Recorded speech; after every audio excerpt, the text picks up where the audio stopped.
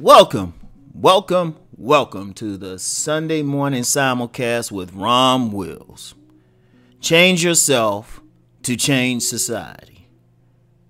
Now, you know what? We constantly hear about people who want to make a difference in life.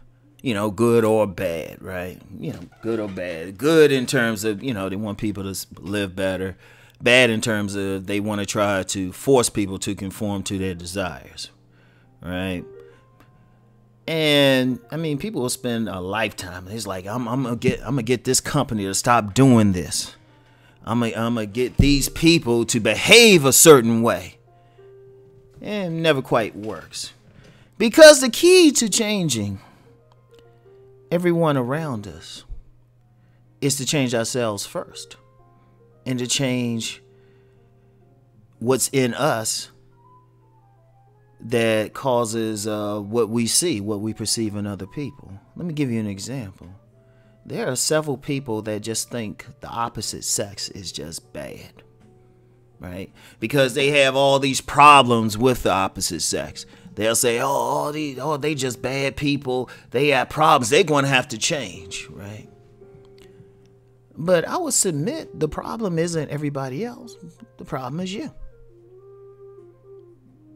You know, if you change yourself, that'll change how everyone responds to you. Right? And that's just in relationships. That's just in relationships, but society in general. Like you have some people, right? They'll see a video or something on, animal cruelty or what they do to actually make the food that we love so much out here, right? And they'll complain, they'll protest, they'll throw stuff on, throw paint on someone wearing fur. And it's like, I'm going to get them to stop. But then if you start checking, they're doing something that they shouldn't be doing. Because I'm willing to bet. In fact, I know many people who might watch something like an animal cruelty film will still go to that buffalo wing place. So how's that changing anything? Or let me give you another example. They'll complain about the corporations and they'll complain about the elite and everything that they're doing. Yet you support that elite when you buy certain products. You're supporting it. Are you giving up on that product? Are you giving up buying that technology? Are you giving up buying that new iPhone that comes up? Because if you want to hit a evil corporation, you would do something. You would change something within yourself. Or we complain about politicians, right? I mean, that's the main thing. But then if you say, well, did you vote? And they were like, no. So did you change that little thing within you that didn't want to participate, but you're going to complain about the outcome? Right? Or even, it can be anything because ultimately, you can't change the outside world because you have no control over it. Now, people try. They try hard and we get it. But see, people are going to push back. But if you control your reaction to it, right? I mean, and it's a very simple thing. It's a very simple experiment. If someone's treating you a certain way, right? Try to think about what it is in you that's causing this behavior. So what can you control in it? Right? I'll give you an example. There was a young man who was complaining about getting all these pushy women, right? He was complaining. He was always saying, man, all these controlling type of women come find me. All these pushy women come find me and everything, right? And I just said he couldn't figure out what it is. And he was getting mad at the women. I said, no. What is it within you that these women find feel like they can be pushy with you? Because he was a good guy, but he was a little bit of a pushover.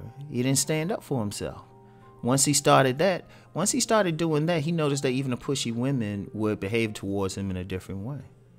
And that's like that for everything in life, not just relationships. I mean, those are good examples, but just life, period. How are you supporting it? You get plenty of people who rail against the system, but you live in the system. You supporting it.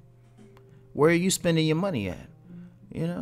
If you want a different type of food featured in your local grocery store, other than asking for it, you can just say, you'll give them the idea. If you get a critical mass of people who stop buying it, they're going to have to change it.